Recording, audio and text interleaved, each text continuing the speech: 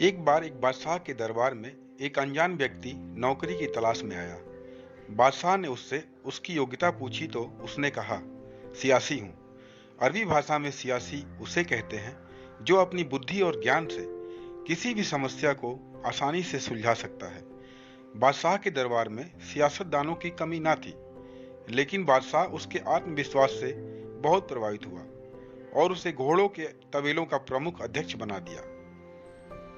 कुछ दिनों बाद बादशाह के मन में ये विचार आया कि अपने तबेले में सबसे महंगे घोड़े के बारे में जानकारी हासिल की जाए। इसी उद्देश्य से बादशाह ने तबेले के प्रमुख अध्यक्ष को बुलाया और उससे घोड़े के बारे में पूछा।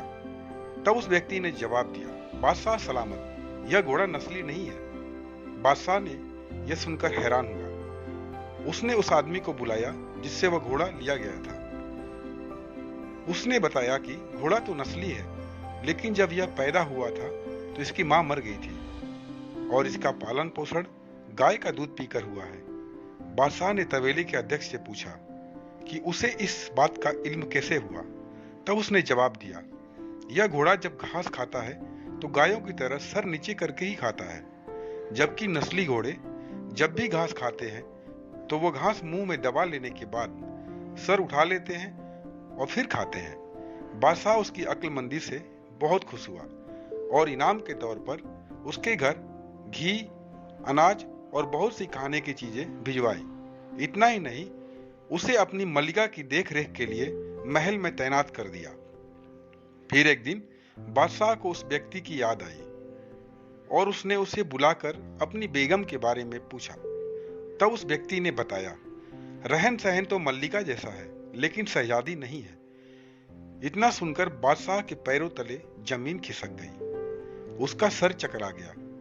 उसे कुछ समझ नहीं आ रहा था।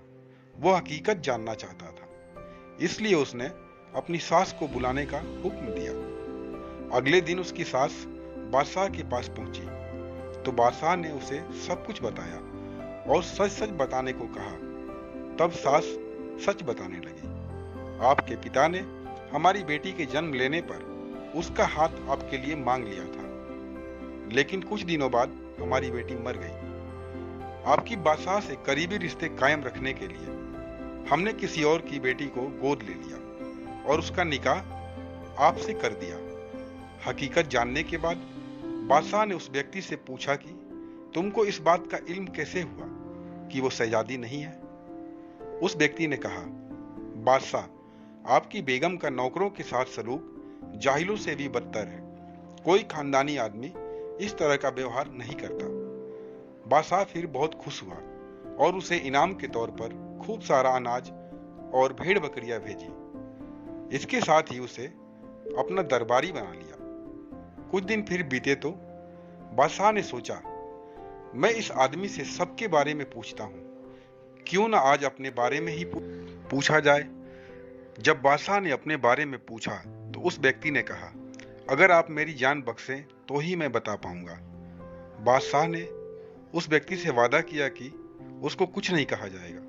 तब उसने बताया कि न आप शहजादे हो, न आपका चाल चलन बादशाहों वाला है। इतना सुनते ही बादशाह को बहुत गुस्सा आया, लेकिन उसने वादा किया था कि उसे कुछ नहीं कहा जाएगा।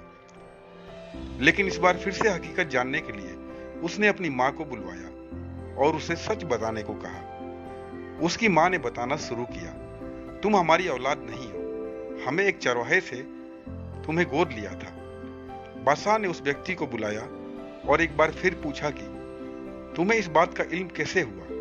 तब उस व्यक्ति ने बताया, जब भी कोई बादशाह किसी को इनाम देता है तो इनाम में हीरे जवाहरात जैसी चीजें देता है, लेकिन आप खाने का सामान और भेड़ बकरियां देते हैं। यह सलूक किसी बादशाह का नहीं, बल्कि चरवाहे के बेटे का ही हो सकता है। इस ज्ञानवर्धक कहानी की तरह ही इंसान के पास कितनी ही दौलत क्यों ना हो, उसकी कितनी ही शान शौकत क्यों ना हो, इंसान की हरकतें और उसकी आदतें उसकी असलियत के बारे में बता ही देती हैं। दोस्तों, अगर ये कहानी पसंद आई हो तो चैनल को लाइक, सब्सक्राइब और शेयर करें और साथ ही बेल आइकन को प्रेस करें ताकि अगली कहानी का नोटिफिकेशन आप तक पहुंचता रहे। तब तक के लिए धन्यवाद। जय हिंद दोस्तों।